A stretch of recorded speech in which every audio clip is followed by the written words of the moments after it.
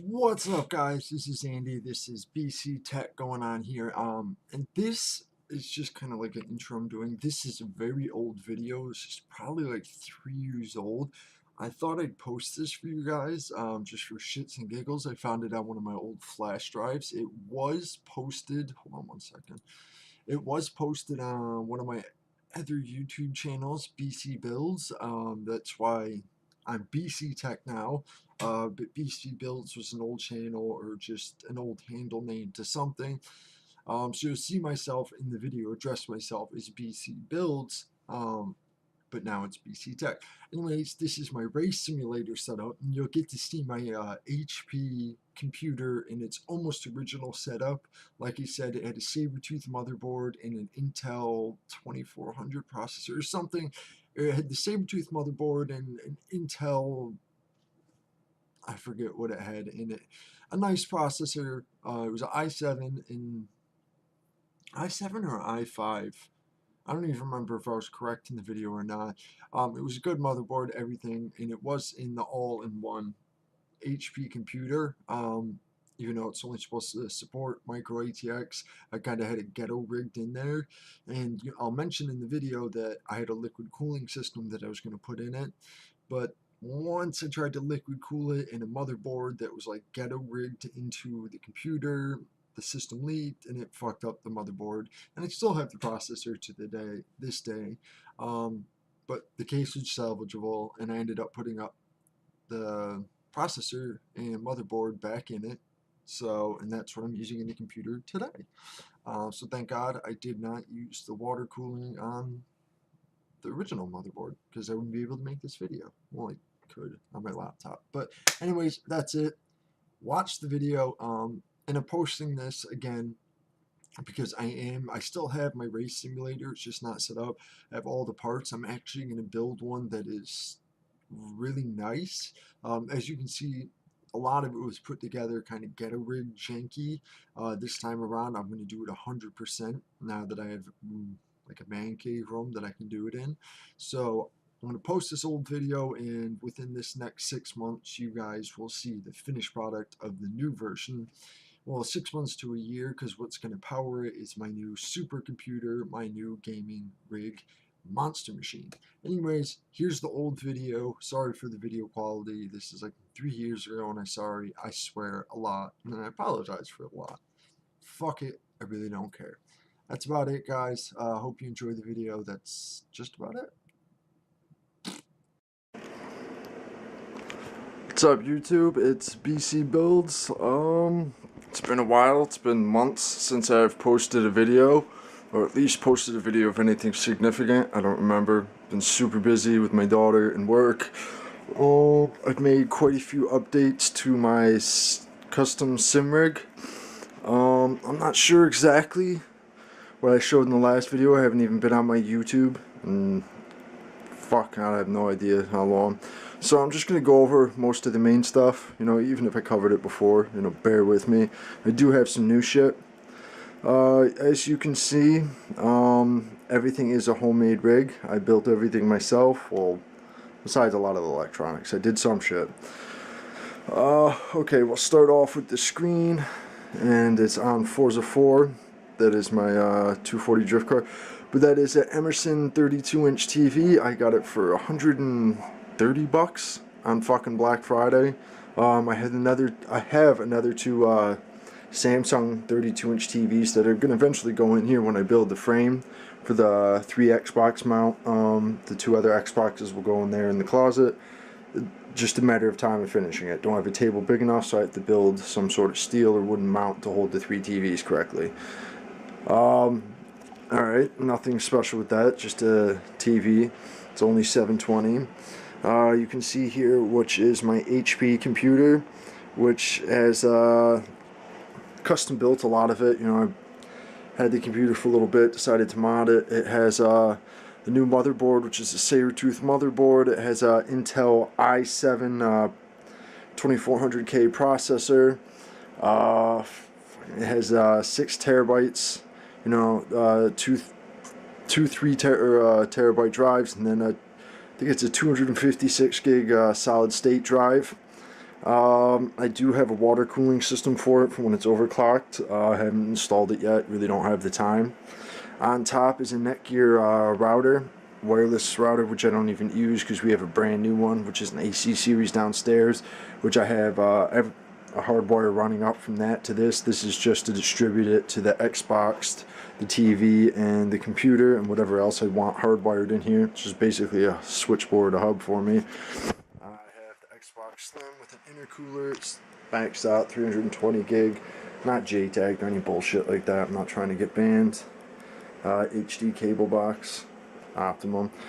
Alright, some new stuff is if you can not see around my wheel, which is a Fanatec CSR, there is a dashboard, which is functional, and I have an iPod built into it that controls a lot of the stuff in here. The computer, I can turn the Xbox on and off with, just basic stuff. I haven't got too far into it. You see, that is an iPod built in, and it also controls the music. You know, it's kind of like an in-dash GPS that would be in a car. It also, I have iHUD for iRacing and Live for Speed. It acts as you can have it set as digital gauges, but because that one's set low, I just have it as the gear number. You know, it just lets me know what gear it's in. Big ass red letters, which works conveniently. I also have all my songs on that, so I don't have to fiddle with the computer. It's quicker on that. And then also, you can see here's the volume controls. That's actually the piece out of this X-Rocker chair that went on the other side. Couldn't reach it because it was down in there, so I moved it onto the dash. Those are the speaker covers that went in the X-Rocker chair, but they're not the speakers. The speakers shit out, so I took them out of an old iHome. On top of it, you can see Logitech. I think they're X530 surround sound speakers. I have this one and this one. This one is the main control one. You can see all the switches. I have the one on top of my TV, and then the two on the back of the chair, which you can see. And then also underneath in this jumble of wire mess, which yes I will get to, is the subwoofer, which kind of sucks. You know, I work on cars and I'm around a lot of subs, and that just blows. So what I did, I'm not sure if you're going to actually be able to see it, is this under the chair, or what the chair is mounted on, and actually bolted right to the floor. That is a subwoofer box. Let me see if I can get a view in there. You can kind of see it, you know, you'll have to turn up the brightness. But that is a ring to a 10-inch subwoofer. That was in my car. I have new subs. You know, I got a new set, so I put them in here. Basically it acts like a butt kicker, except for like the shitty butt kicker I had. It actually makes everything rattle. You know, and it works rather well. I only have it running on, I think, about 400 watts, which is more than enough. You know, I have it kicked most of the way down. What's actually powering it is in this cubby box.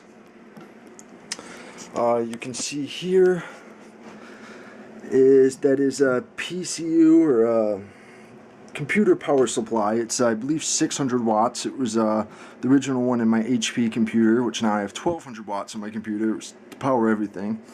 And then you can see here, which is a dual brand. I bought it at Walmart. I didn't want to buy an expensive amp for the room. It was 60 bucks. It's a 400 watt amp, and just to show you everything works, kick it on and it lights up, and you can hear it rumble. And that's on low bass too. That's the lowest as it goes. Well, as it's set on the amp. The switch is on the back. That is a fan to keep it cool, the intake fan for the computer power supply. You see there's more room in the box. There's just weights in there to hold it down for now. I haven't bolted it to the floor. You can see I can add other inputs, other devices. You know, a lot of tactile feedback. As a tactile feedback, I also have, you're not going to be able to see it that well, but like the Club Sport pedals do, you can see here, I have a motor mounted to the back of the brake pedal, which is hardwired right into the force feedback motors in the rim. So if you're sliding out or you hit a wall, or basically when the pedal's skipping like it would in a car, the pedal will skip, well, it'll vibrate. It's not that correct. It's nice though, it's a lot better than nothing. You know, it's not as nice as the Club Sport pedals, you know, buddy has them. And then you can see here, mounted is, I think it's a 14-inch computer screen. You know, the PC screen, I have a bigger one. I just really didn't need a bigger one there. I think I'll eventually mount that other one over there somewhere. You know, I can support up to, I think, 6 screens off the computer, which is overkill. I have the TV hooked up as one and this one, and I have another one I'll eventually hook up. But I'm going to do the 3 screen thing, so I'll probably just have those hooked up as the computer. But you can see it's on a custom built mount. It's actually a wall mount, old wall mount for a TV, but I built a wooden swing arm. You can see here, you can pull one of the bolts out. I'm not going to do it because it's a pain in the ass. And this whole thing will swivel back and forth, and you can also tilt the TV, you know, I think up to, I don't even know, under 45 degrees, I believe. Then down here under the TV, you can see there is the e-brake, which is not analog. I got rid of the analog e-brake. It only worked on a few games, and it works shittily on Forza, so that is actually the sequential shifter from the CSR or Fanatic set. But instead of hardwiring it in, and then, well, it is wired to the, I guess, pull back button, but instead of having it where if I ever have to take it off, I made a jack for it. You know, it's a 3.5mm headphone jack, so any, you know, I guess, audio cable will work. I use this one that has the, I guess, the L head on it, and plugs in there. And then also, you can see I have another one, so it can be completely disconnected from the wheel. And I also have another one on this side, which is for an A button wherever. It's wired to the A button now. I don't have it connected to this yet. But I could wire it potentially to any other button I want. Just quick disconnect. I don't like when things are sloppy when you have permanent wires. Kind of like the tactile feedback down there. I haven't got around to finishing that. And then you can also see I modded the shifter. It has a extended shaft on it, which is a 1/2-inch copper shaft, and just a knob that I think I bought at Pep Boys. You know, it's screwed and glued on, so it's a really tight fit and it doesn't wobble like the old one I have. And that's about it. Any questions? You know, and yes, I know I haven't finished the back of the dashboard yet. I haven't finished hardwiring everything, so I'm not going to put the case on or build a case for it until that's all done. Any questions, comments, feel free to let me know. I will put up a video of this all in action. Yes, it all does work. I spent a lot of time on it. Yes, that's a floor mat from a car. I'm actually going to invert the pedals next, finish the back of the case, and then the 3-screen setup. Until then, you know, you guys got this.